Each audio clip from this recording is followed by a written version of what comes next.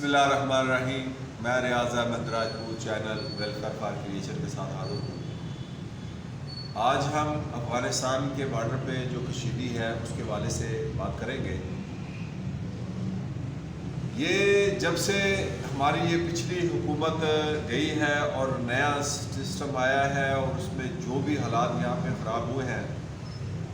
بڑی تیزی سے پاکستان پھر وہ برے حالات جو سابقہ ایک خطرات کی طرف جو پاکستان ایک خطرات میں گرا ہوا تھا، بڑی تیزی سے ہم اس طرف گئے ہیں۔ ہمارے پاس 3 بارڈر ہیں، زیادہ تر جن پر تجارت افغانستان اس کے ساتھ ہوتی ہے، اور وہاں سے سبزیاں آ رہی تھیں اور بہت ساری تجارت جو ہے ہماری یعنی بہت بڑی تعداد میں، ہزاروں کی تعداد سے جو ہے وہ ٹرک جو ہے وہ ادھر سے اور ہمارا ساز و سامان ادھر سے آ رہا تھا، دلی راستے سے کنٹینر بھرے ہوئے آ رہے تھے۔ تو سب سے پہلے جو انگور اڈا بند کیا گیا، انگور اڈے کا بارڈر جب بند کیا تو اس میں زیادہ پاکستان کو نقصان ہوا۔ جو تجارت کا زیادہ تر حصہ یہ ہمارا جو ہے، ہم کفر کی خوش نویدی میں ہمارے سربراہ ایسے آگے نکل جاتے ہیں کہ انہیں پاکستان کا عوام کا نقصان کا کوئی احساس تک نہیں ہوتا، انہیں فقط اپنی ڈالروں کی منڈی لگانا ہوتی ہے۔ اور مجھے یاد ہے کہ وہاں لوگ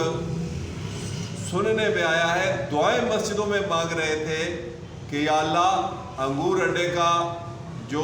بارڈر ہے یہ گیٹ کھل جائے، تجارتی راستہ بند ہے، تاجر حضرات بڑے پریشان ہیں۔ تو یہ جب ایسی صورتحال تھی، لوگ دعائیں مانگ رہے تھے، تو یہ پاکستان کا نقصان کرنے والے ہمارے ہی لوگ، پاکستان کو نقصان پہنچانے والے ہمارے اپنے ہی حکمران جو کر رہے تھے وہاں پر، وہ یقیناً ایک قابل تشویش وہ بات تھی۔ تو یہ اس وقت ہماری جو تیزی سے ایک اور خبر بھی پھیل رہی ہے میڈیا کے اوپر کہ دوبارہ پھر امریکہ نے اڈے لے لیے ہیں پاکستان میں، صرف اعلان کرنا رہ گیا ہے۔ اور جیکب آباد کے جو پہلا ایئر بیس کے اوپر بڑی مشکل سے وہاں سے نکالا تھا، تو افواج پاکستان بھی بہت پریشان تھی اس کے اوپر۔ اور اس کی میں مثال دیتا ہوں آپ کو کہ وہاں ہمارا ایک کرنل جو ہے، وہاں کرنل گیا اور جب وہاں اندر جانے لگا تو وہاں امریکہ جب وہاں فوج موجود تھی جب آباد میں، انہوں نے دھکے دے کر پیچھے کر دیا کرنل کو کہ آپ اندر، آپ کو جانے کی اجازت نہیں ہے۔ تو اس کے ساتھ جو اس کا گن مین تھا کرنل کا، وہ بڑے غصے میں آیا اور اس نے امریکی کو جھاڑا کہ تم ہمارے ہی اپنے ہی ایئر بیس سے ہمیں ہمارے اندر، ہماری اپنی جگہ سے تم روک رہے ہو اندر جانے کے لیے۔ تو کرنل نے اس وقت پاکستانی فوجی کے کندھے پہ ہاتھ رکھ کے کہا کہ غلام قومیں اس لہجے میں بات نہیں کرتی۔ تو یہ جو لوگ یہ ذہن سوچ چکے ہیں، جو غلامی کی طرف اپنے آپ کو اس غلامی میں رکھنا چاہتے ہیں، وہ یاد رکھیں کہ اب اگر ہم غلامی کی طرف جاتے ہیں، پاکستان کو غلامی کی طرف لے جاتے ہیں، تو پھر اگر پاکستان کو اس طرف لے جانا چاہ رہے ہو سابقہ دور کے اندر ہمارے سیاستدان یا بکے ہوئے لوگ جو ہیں، تو پھر یاد رکھنا پاکستان کا وجود قائم رہنا بہت مشکل ہوگا۔ پاکستان کا وجود قائم رکھنا ہے اتنا مشکل ہو جائے گا کہ جس طرح تلی پر انگارہ رکھنا مشکل ہے۔ اس کی وجہ یہ ہے کہ پہلے یہاں سے کفر کا جو نیٹ ورک توڑا ہے، وہ پاکستان کو توڑ رہا تھا، بڑی جدوجہد سے، بڑی مشکل سے اس کو نیٹ ورک کو توڑا ہے۔ اگر وہی نیٹ ورک دوبارہ پھر قائم ہو جاتا ہے تو پھر ہمیں جو ہے خدا نہ خواستہ ایسے حالات کی طرف کہ جو ہم پاکستان کے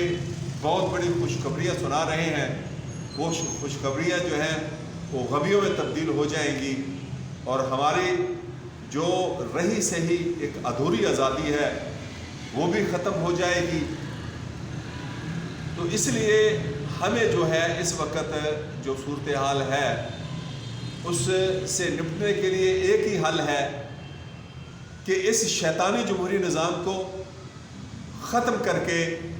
اس شیطانی جمہوری نظام کو ختم کر کے صدارتی نظام قائم کر دیا جائے تو پھر بھی پاکستان کا وجود قائم رہ جائے گا۔ اور ان کو پکڑ کر جو معمولی سا بھی قدم اٹھائے پاکستان کے خلاف، اس کوئی ایم پی اے ہو، کوئی ایم این اے ہو، کوئی وزیر ہو، کوئی پیپل پارٹی ہو، مسلم لیگ ہو، جو بھی جماعت ہو، اس کو فوراً پکڑ کر اس طرح سزا دی جائے جس طرح کیوبا